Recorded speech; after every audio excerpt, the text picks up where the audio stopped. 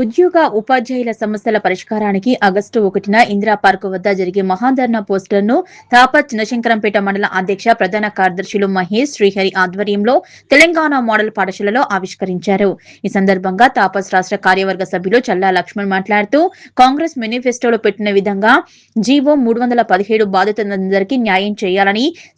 CPS రద్దు చేసి OPS అమలు చేయాలని, పెండింగ్ డీఏలను, జీపీఎఫ్ బకాయిలను వెంటనే విడుదల చేయాలని, పీఆర్సీని అమలు చేయాలని, మోడల్ స్కూల్ కేజీబీవీ గురుకుల రెసిడెన్షియల్ ఉపాధ్యాయుల సమస్యలను వెంటనే పరిష్కరించాలని డిమాండ్ చేశారు. పదవీ విరమణ పొందిన ఉద్యోగులకు రావాల్సిన బకాయిలను వెంటనే చెల్లించాలని అన్నారు. కార్యక్రమంలో తాపత్ జిల్లా బాధ్యులు శ్రీకాంత్ రెడ్డి, సాయిలు, అల్లం ఆంజనేయులు, నరేందర్, కవిత, చంద్రకాంత్, స్వప్న, నవీన్, చంద్రశేఖర్, మహేందర్ తదితరులు పాల్గొన్నారు.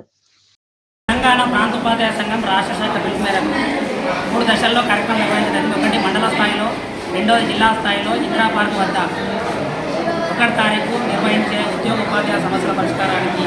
ధర్నా ఉపాధ్యాయులందరూ ఉద్యోగులందరూ కూడా పాల్గొని విజయవంతం చేయాలని ఈరోజు శంకరంపేట మండల కేంద్రంలో తపస్సు పోస్టర్ రిలీజ్ చేయడం జరిగింది. ముఖ్యంగా కాంగ్రెస్ ప్రభుత్వం అధికారంలో రాకముందు తన మేనిఫెస్టోలో ఇచ్చినటువంటి సిపిఎస్ విధానాన్ని అమలు చేయడం కానీ, వెంటనే డిఆర్లు ఇస్తామని